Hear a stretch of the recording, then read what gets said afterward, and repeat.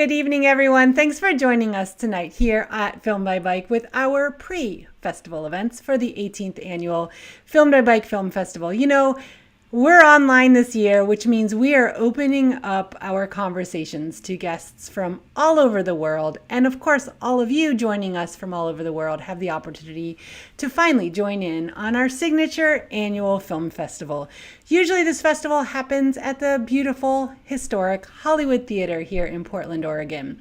Our annual film festival is when we unveil our new collection of films from filmmakers all over the world. We spend about 8 months of the year digging and digging to find these films and make connections with filmmakers. So we've been working on this year's film festival for about a year, and we can't wait to share those films with you this weekend here on YouTube. Now, tickets are available at filmedbybike.org, but since we're online this year, we thought it would be fun, and also because people need a little bit of extra these days, we thought it would be fun to launch a series of pre-festival events, an opportunity to have important conversations and interview our filmmakers from all over the world. So that's what we're doing tonight. You can go back through this playlist here on YouTube and see some of the previous conversations we've had. We have a chat window available. If you're in full screen mode, you probably won't see it, so you may need to minimize your screen to see that. But here on YouTube, we do have the chat window going, and we would love to hear from you where you are tuning in from. We've already got Heather tuning in saying that she is so glad to hear about the highs and lows. So tonight we will be talking about bike packing. There are always highs and lows in bike packing. And we're so excited to have Deann Garcia and Carrie Miles joining us here. And we're going to be talking about bike packing throughout the night. So I'm so excited to have the two of you here tonight. Thank you so much for joining us here on YouTube. Thanks for having us. Yeah, thank you. So Deann produced a film called Going Out is Going Home. This is airing in our Adventure Night program. Adventure Night program at Film by Bike historically is our most popular program. This is in our Saturday night program always at 8 p.m. Always, even when we're in the theater. And this is the program where the vast majority of people come out who maybe aren't even as involved in cycling. This is just the one that packs the house. It's the beautiful landscapes, the rugged road adventures, and people pushing themselves to the extreme. So we're really excited to include this film in this year's film festival. And we thought it would be fun to talk with Deann about producing the film and Carrie as well about being involved in the film. So thank you guys both so much for joining us tonight. Yeah. Tell us a little bit more, Deann, about why you wanted to make this film. Well, I guess there's a couple different angles to come at for this question, but I have a background in graphic design, and over time, graphic design has sort of morphed into much more than that, and it's the field has been moving pretty rapidly toward a lot of more filmmaking aspects of storytelling, and I've just been really interested in digging deeper into that over the last several years. So I got into making films about our adventures because they were sort of the easiest way for me to find the material that I really wanted to talk about. Doing this stuff, it's as a filmmaker, you sort of get tied up in this balance between you're trying to record what's happening, but also like you just want to be present and do it. Because I'm not just filming, I'm also, participating. The filming is sort of secondary to what we're doing on our bikes. And for this particular film, a group of women from my cycling team, West Coast Women Cycling, which Carrie founded, I don't even know now, like 10 years ago or more. And we were originally founded as a road racing team, and Carrie had a background in road racing and that she had brought to the table, and over time we just sort of morphed into a mountain bike team, and because it's way more fun, no bias or anything, but off-road is a lot more exciting and there's just so many more opportunities for it that are growing all the time. So as a group, we had this desire when we heard about the Oregon Timber Trail to write it for various reasons for all of us. Carrie had done some bike packing, but most of us really hadn't done much at all. But why not start with something really huge? And the Timber Trail is about 700 miles of mostly trail and almost entirely off-road cycling from Lakeview on the California border. And it kind of snakes its way up and crosses the Cascades a couple times and ends up in Hood River. So we decided to cut it into 2 chunks, and we did the southern section in 2018 and the northern section in 2019.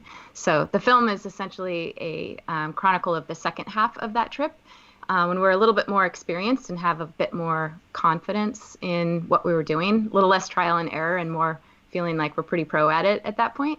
Yeah, so that's kind of where it came from.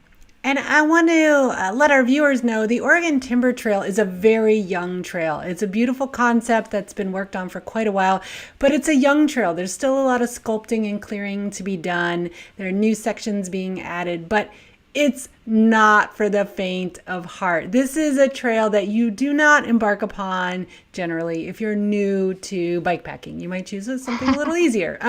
But it's intentionally that way. You know, the organizers have always said this will always be a rugged trail. This will always be a challenging trail, because of the goal of keeping it really natural and wild and super tucked away and out there and long, long, long stretches without any resources whatsoever. So I just want to set that up for the viewers. So as we talk about this trail, it's not some little easy, double wide gravel.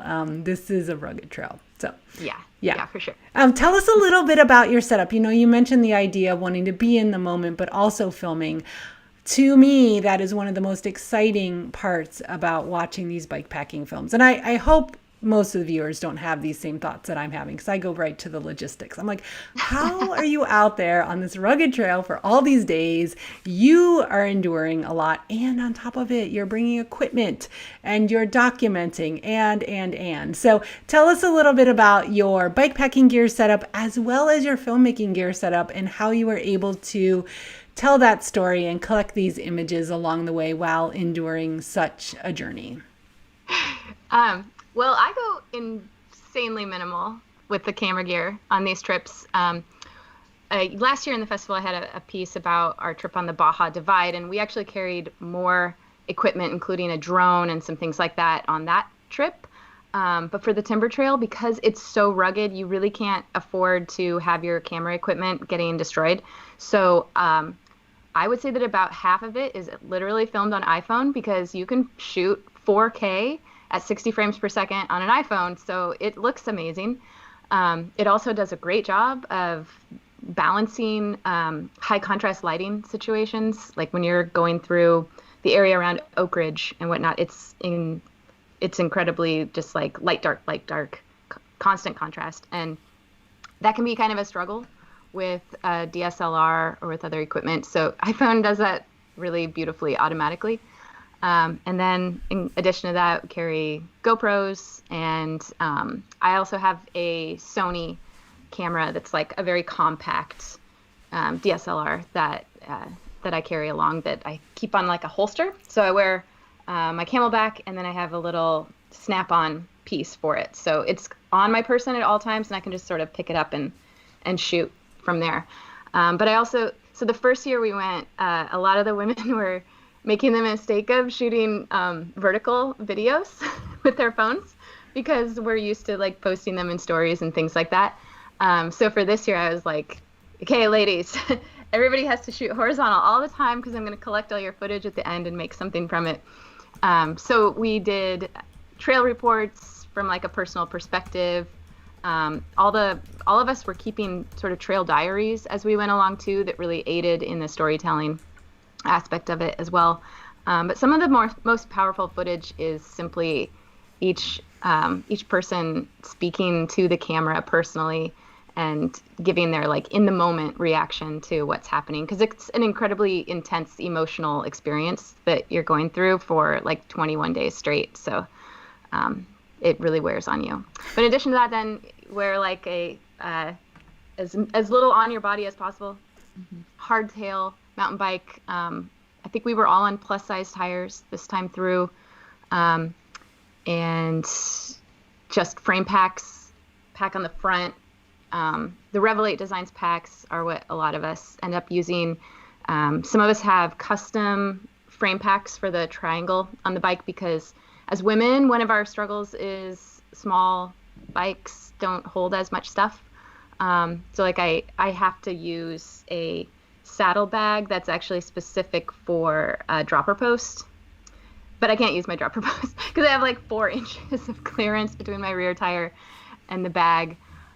So over time, this is one of the things that I feel like is definitely a barrier for a lot of people is this, the gear ends up being something you keep replacing because you realize like, wow, that backpacking tent I bought 8 years ago doesn't fit in my bike because it's not made to fit into something of that shape. And we just get more and more minimalist over time. Yeah. Carrie, I think, got a new bike for this last trip. Yeah. Well, it was just in general because I also want to do like Baja Divide, which, you need like the big tires and to be comfortable. But yeah, same thing, hardtail, that thing. There were one of us. So some people do the bikepacking on the full suspension. Or just lock it out or just have it minimally open, like in trail mode. And I would actually say for the Oregon Timber Trail, there are sections that my little behind and my body would have loved to have a full suspension. You make do with what you have. And when it's loaded, a hardtail is actually not a bad ship to sail on that trail, but there are definitely parts all along where, the full suspension, the person with it on it, Heather, was, like I would have loved to have that. So, just putting it out there. But yeah, I think each time the gear that I got right at the beginning when I very first started back in 2016 is actually mostly the gear that I have now. Like Deann was saying, it's the frame pack, it's the saddle pack, it's just the basics. But each time you go, you kind of learn and figure out what you need, what you don't need. Some things people might tease you for, but they're like essentials. Like I carry around a little inflator for my pad because I don't want to be at elevation and having to blow up my pad. But that is something that I love. And so you make that decision to carry that. But anyway, but yeah, that's one of the things with the experience is you just start to kind of, pack better and things like that. But your gear will and should last you a long time, even on these rugged trips. Like it's made to be rugged. So.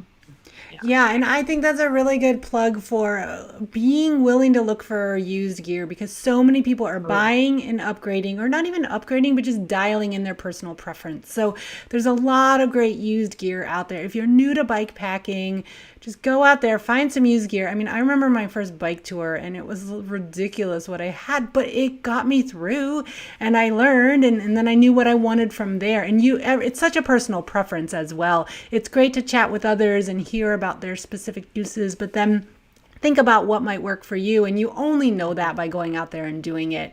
And so if this gear talk sounds like a lot, like just go for it. Just grab what you've got, grab what you can get your hands on, borrow, buy for cheap, buy used, whatever it might be. Even if you buy new and you don't wind up not liking it, you can easily resell that. There's a great resale value for gear, especially right now. So don't let your gear be a barrier to entry on these adventures for sure. And I would say too that there's an advantage to having a cheap hardtail. Yes. Like an aluminum frame is not going to break on you when you're out there. And my frame pack is one that I bought used, and now I've taken it on probably like 12 or 1300 miles of bikepacking, and it doesn't look any worse for the wear than when I got it. And then, other things are just going to break, and duct tape really goes a long way. So duct tape and zip ties. So we could talk about gear all night long, and I love gear talk. It's so awesome. Heather is chiming in on the chat, and she says she can confirm the suspension. So there you go. Before we move on to some other things, we have someone in the chat wondering if you guys could talk about maybe your favorite section of the Oregon Timber Trail, if you have a favorite section. This is very controversial. So my personal favorite is Winter Rim, which is also the part that I hate the most. But it was the most brutal day maybe I've ever had on a bike, and I've had some pretty brutal days. But this was a place where a dual suspension bike was a massive advantage because it's a massive climb, and then you're on a trail that has been burned multiple times, has large boulders in the middle of the trail, and we ended up pushing for quite a while.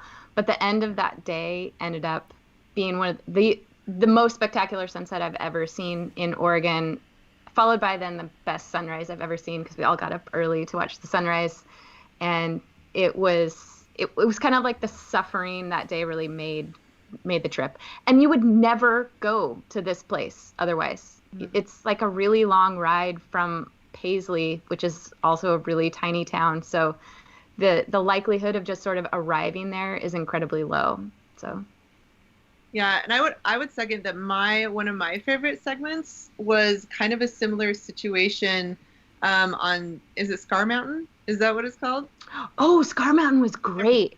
So it is the most brutal climb, hike a bike, that you could ever, I mean, almost ever endure. Like it was very significant, very just tumultuous and emotional and all the things. But when we got up to the top there, just to be able to enjoy that, the view and just the effort that you get. I mean, the view is amazing. You're just on the top of all this shaly, jagged, just raw rock. And there's literally no other way to get there besides your hike or with your bike, you know. And then to add to that is the descent down from that was like pure bliss. So, yeah. I mean, you're just like sending it forever. And so those two things combined, I think, is like one of my favorite parts of the trip. That's awesome.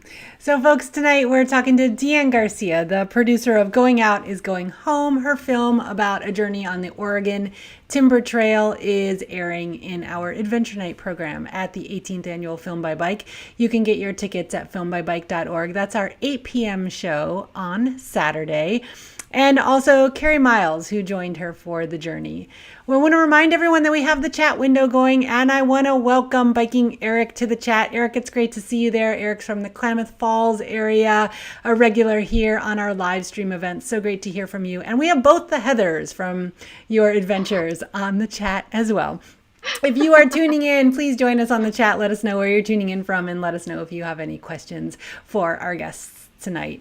So I know the two of you have been on some really great journeys. You've been on the Baja Divide, Continental Divide, Oregon Timber Trail, as well as many other overnighters and other journeys as well. What draws you to these rugged, you're putting in work, right? So what draws you to these types of adventures? I've always really liked suffering. I grew up as an athlete. I was a year-round competitive swimmer from when I was about 5, and I swam in college as well. And pushing my body to its absolute limit is just something I really enjoy doing. And when I got injured from swimming during my sophomore year of college, and I had this like crisis of who am I without that as my defining characteristic of my daily life. And cycling kind of gave that back to me in a way. And it also just allows you to see parts of your home that you would not get to see. I mean, you could hike the PCT through Oregon or something like that. I'm not a hiker. I have knee injuries, and I'm not, well, that's not true. I am a hiker, but I'm not going to hike that far because my knee wouldn't put up with it. But biking doesn't aggravate any of my injuries and allows me to see areas that are completely inaccessible in any other way.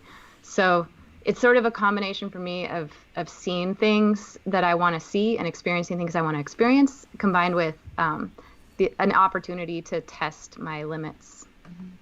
Yeah, I'm the same as Deann. I mean, I wasn't probably as much of an athlete when I was younger, but I was. But you are now. I know. Well, yeah. But for me, like, I grew up in the outdoors, and I absolutely love it. And I really find solace there. And my grandpa was a huge outdoor enthusiast, and always took us grandkids out and into places where we probably shouldn't have been as far as ruggedness and, being little kids and stuff.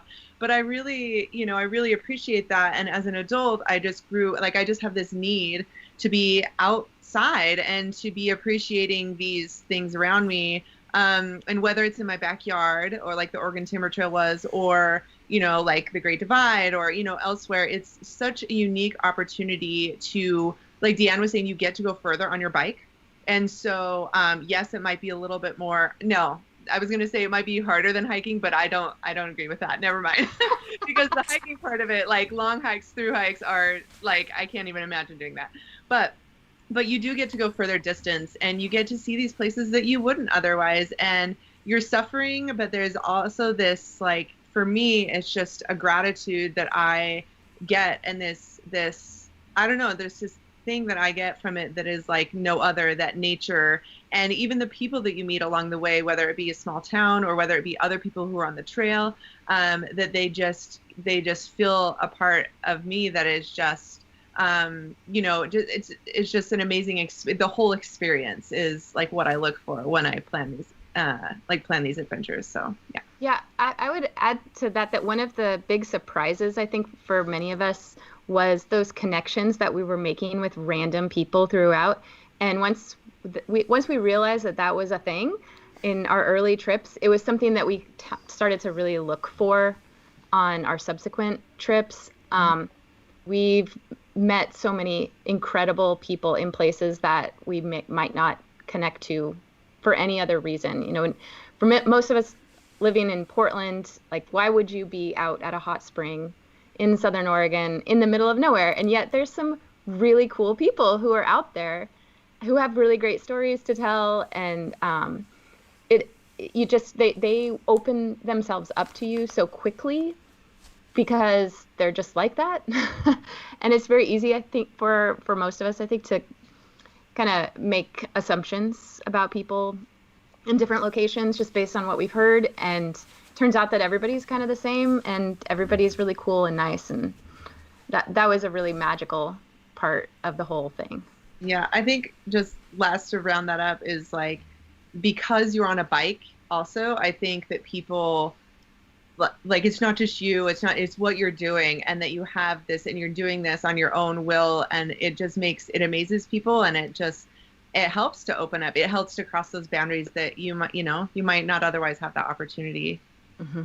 Yeah, I think there's something about the vulnerability of being on a bike, that you're not surrounded by a box keeping you safe, and the fact that you are doing this on your own power, that is admirable. And people are curious, so they want to ask questions. I think all of those elements combined really allow bike touring of all sorts to open you up to these amazing connections with people who you may not otherwise get to meet on a journey if you're just on a road trip or some other form of travel.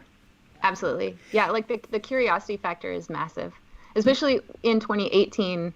I mean, I think at that point the trail had only kind of been a thing for like 2 years. Like, it was the second year. So most people along the route actually hadn't encountered anyone doing it. And so for many people it was like, oh, we heard about this thing and now we're seeing you, and it's like a bunch of women, and that's really cool, and it's unexpected. And people would do things like, we met some forest rangers on a really hot, horrible day that was super exposed, and we saw them on the trail, and 2 hours later we encountered them on a gravel road. They had driven ahead and were waiting for us with ice cold water from a cooler in the middle of this brutal climb. And it was like they had taken half their day just to give us some water. That's amazing. Stuff like that is just really incredible, that people are willing to go out of their way to help you. Yeah, that's so special. Well, I know your crew was decidedly female. Your film talks a lot about just being women out there on the trail.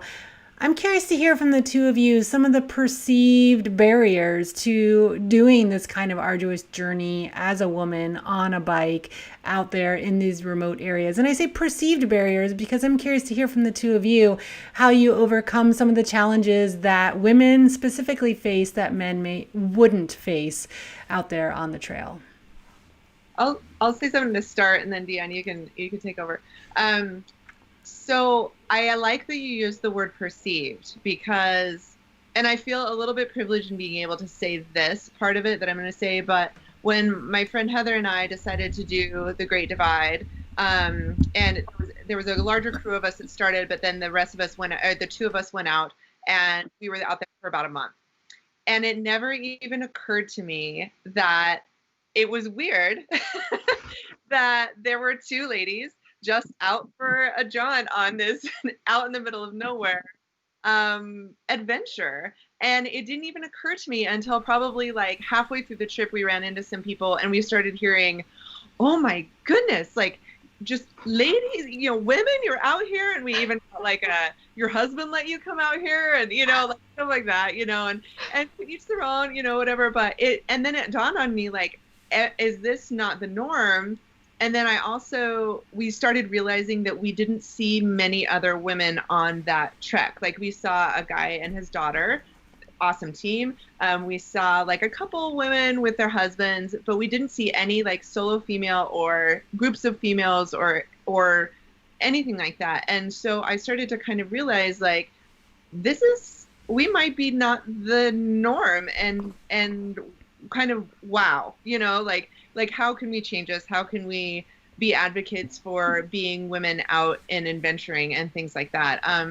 And so as far as like perception, at first I didn't have any, but now that I am more in it and I meet other women, identifying women and things like that, like, I really recognize that there are these barriers. There's like the expectation that maybe women aren't cut out for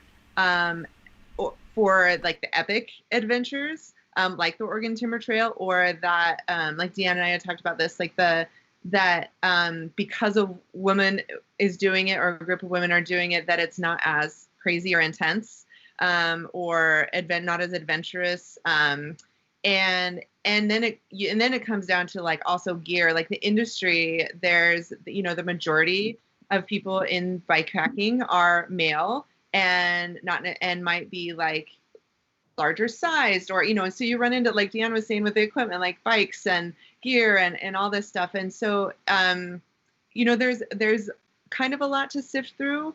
But I think that in the end, like, it's very doable, and there's nothing really that should bar women from doing these kinds of things. Absolutely. Yeah.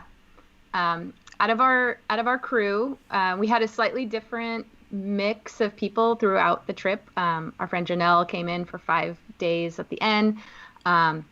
Heather from our first trip had continued farther at the end of that, and so she joined us 5 days later on the second year, so that she didn't double up on things. So between all of us, I believe there were 5 total women in our group, and then my husband Bill as well, who also is unique in his experience because he's a person of color as well, and that's also another group that doesn't get represented very much in the bike industry. And I think that, yeah, all the barriers about women and people of color and other people who don't fit into the norm as what it is, as it's represented in media, especially, it just feels like sometimes you're not seeing yourself out there, and it doesn't feel like you can really belong there and be safe sometimes. But it's completely all about perception, because in reality, it's an incredibly safe activity.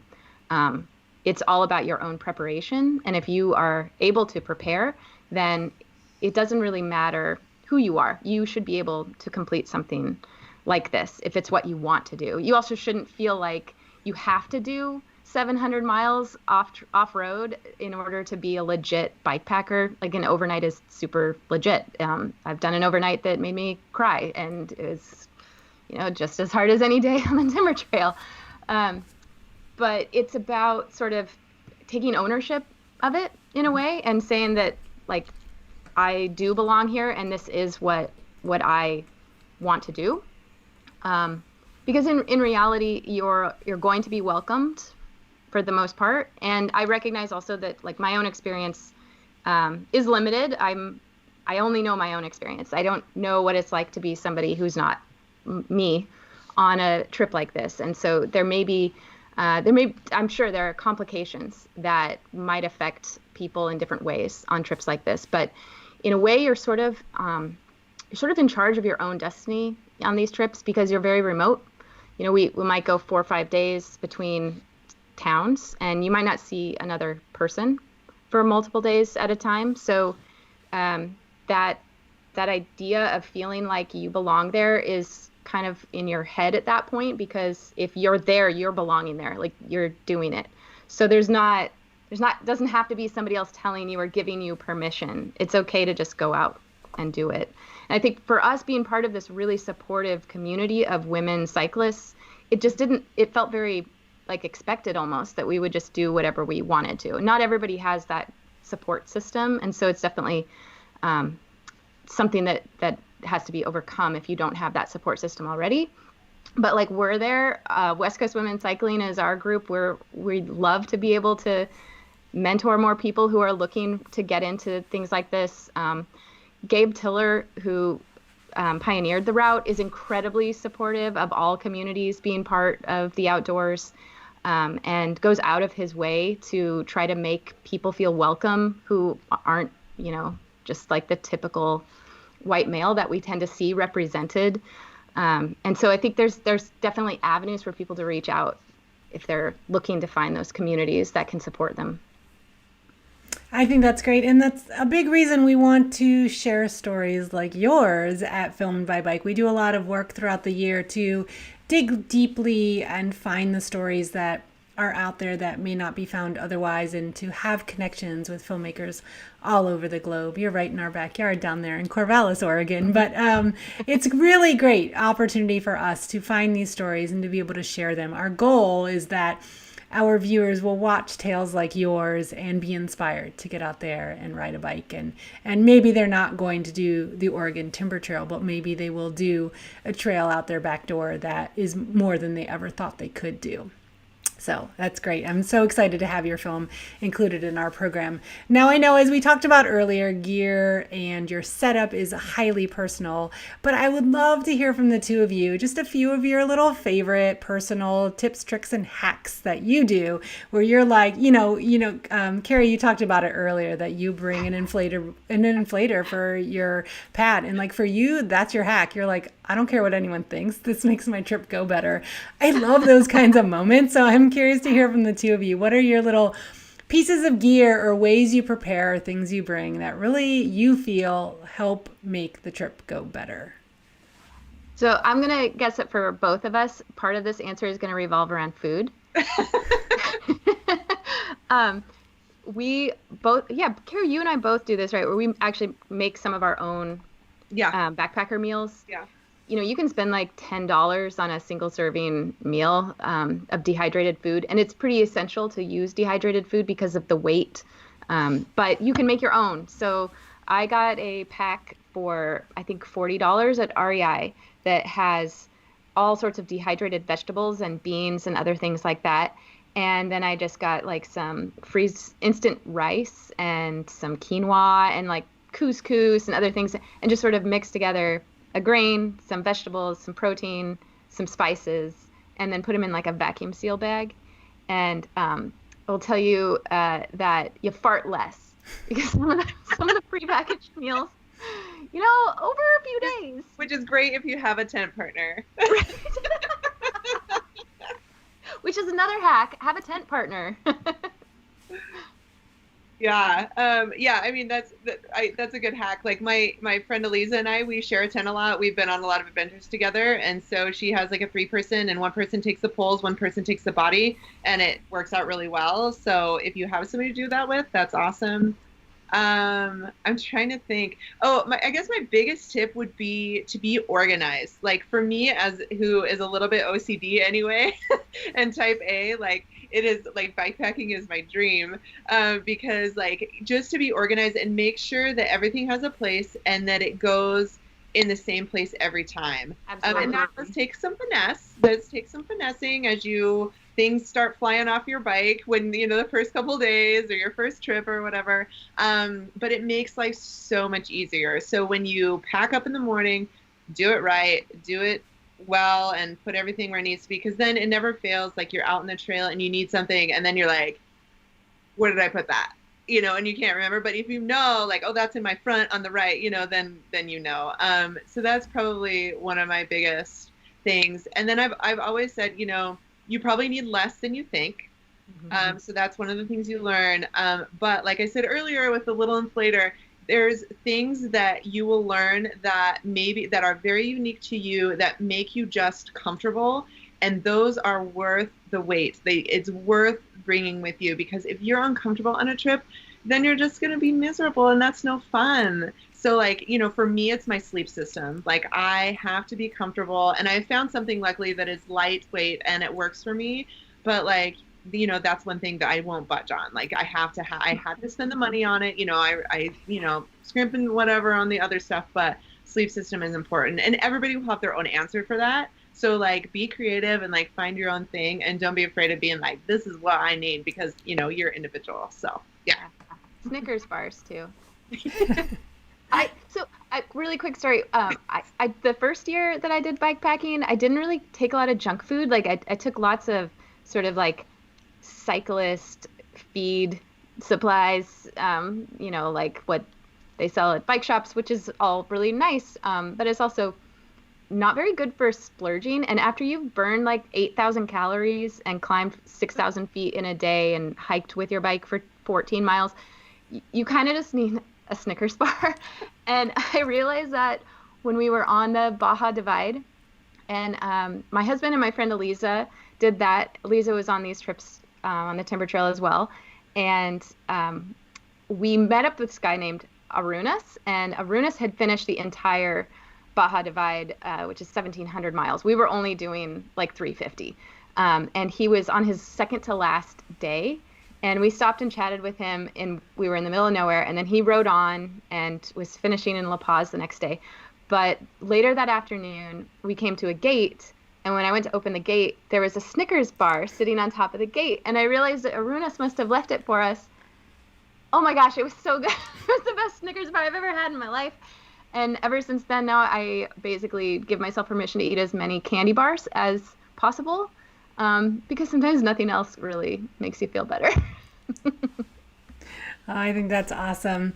Folks, we are about to wind up our interview shortly, but I want to remind you that we do have the chat window available if any of you have questions or comments you'd like to add in for our guests. And Clipton is tuning in and saying that this is a great conversation, and that Carrie Miles, you are a legend.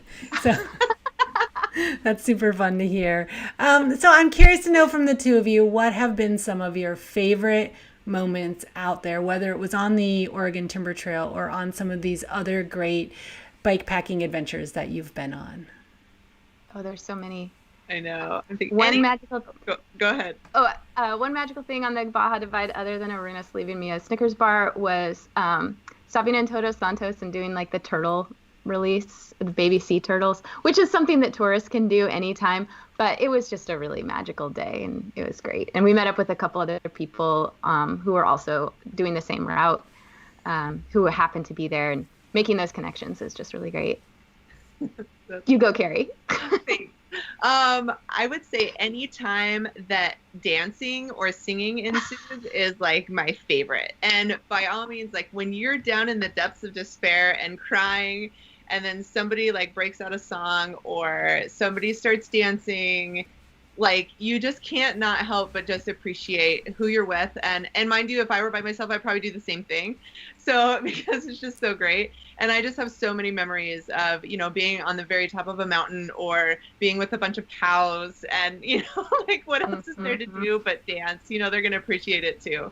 So yeah, so those are some of my favorite memories. Being with your close friends in these really raw experiences allows everybody to sort of get as weird as they can possibly get.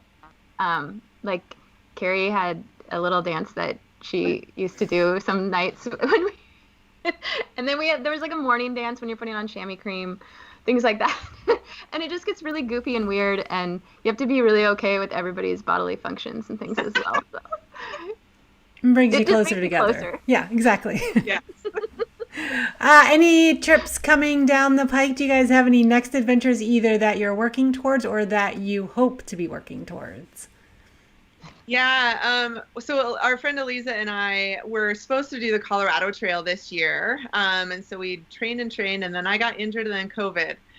So that didn't happen. So it's still on the books. So 2021 Colorado Trail is our big trip. So awesome. And I was going to do the Annapurna circuit in Nepal, but COVID, so that got canceled. So hopefully next year or the year after we can make that happen. And then another trip is Guatemala. Want to do Guatemala. Oh, nice.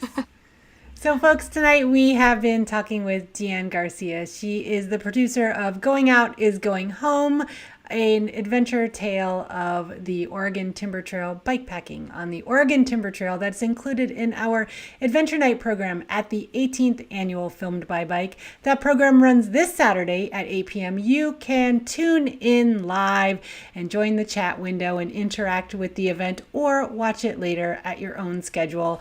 All the tickets and information are available at filmedbybike.org.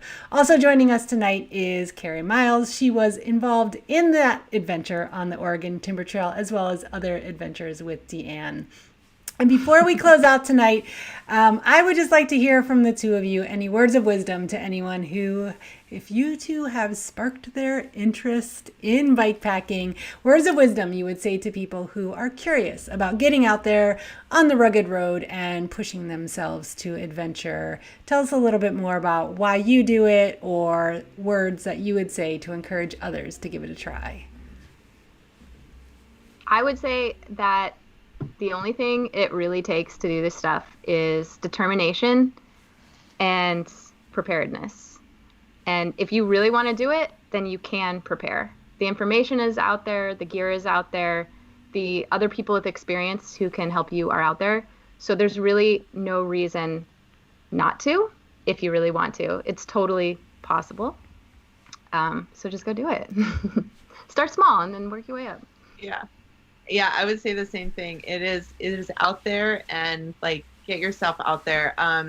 Don't take no for an answer, even from your own brain. Like, if you've considered it, like, get out there. Like Deann said, preparedness is key, and especially for those underrepresented or that you don't see yourself in this vision of the outdoor biker, or the outdoor cyclist and adventure cyclist, like, put yourself, like, imagine yourself in that position and be an advocate for yourself. Ask questions. People who have done this before are so welcoming, and they are so filled with knowledge and experience, and it doesn't matter really. I mean, I've had so many good experiences just asking. Facebook and the internet just in general are a wealth of knowledge. So do the research, ask around, don't be afraid, and really just put yourself in there and get it, because it's freaking awesome. Yeah. I can't imagine better words of wisdom to close out our program tonight on. So thank you, Deann and Carrie. Thank you so much for joining me tonight. It's been awesome to have you on the program to hear about your adventure and your tips and tricks. And I can't wait to showcase the film at this year's festival. So thank you so much for joining me tonight. Thank you. Thank you. And thank you to all of you who have been joining us in the chat. We also heard in the chat window from Kelsey De Filippis. Kelsey will be joining us to kick off the Adventure Night program, which is presented by Northwest Trail Alliance. Northwest Trail Alliance is our hometown bike advocacy organization for trail access. They do lots of great works to maintain the trails here in the Portland region. We hope that you are able to support the trail advocacy organizations in your region, and Northwest Trail Alliance will be coming on stage with us this Saturday to kick off our Adventure Night program. So Kelsey, great to see you in the chat window. And Northwest Trail Alliance, we're so proud to have you as a partner in this Adventure Night program. Once again, the 18th annual Filmed by Bike is coming up this Friday, going all the way through to Sunday. We've got 6 programs, 2 programs a day, about 70 films that we'll be showing, including our brand new quarantine edition, Weird Times for this weird time, weird films for this weird time. We threw that program together this summer because we saw these wacky and wild films being produced by people who were locked inside. And we couldn't resist adding them into an entire program that we'll be showcasing at the festival. Deann's film, Going Out is Going Home, is part of our Adventure Night program filled with a wild mix of films about rugged road adventures, tales of adventure on the rugged road. You can get all that information at filmedbybike.org and buy your tickets. Tickets are on sale all weekend long. You can tune in live and interact with the event or watch anytime later. Our festival pass is the best way to get all of this in one. And those festival passes are on sale until Friday for $10 off. So I encourage you to pick up a festival pass, see Deann's film as well as a wealth of other films, get to know our filmmakers and other special guests who will be joining us. Now, again, we're doing these really fun pre-festival events like you're seeing tonight. And tomorrow night, we're going to be talking to Mela Aslan, who is a Turkish filmmaker who adventured all the way to South Africa to sort of reinvent his life. And along the way, wound up using his bicycle as a tool to tell the story of struggle in Cape Town. It's a really great story. We're so excited to have connected with Mela. And now that we have this online forum for our event, we're able to bring Mela into the conversation. And then on Thursday night, join us here for happy hour. We're going to be kicking off the festival with Film by Bike jury members, past and present, to give you a little bit of insight into what you can expect at this year's festival. Thank you all so much for joining us tonight. We look forward to seeing you at our future nights, and we hope you all have a great night. Thanks so much.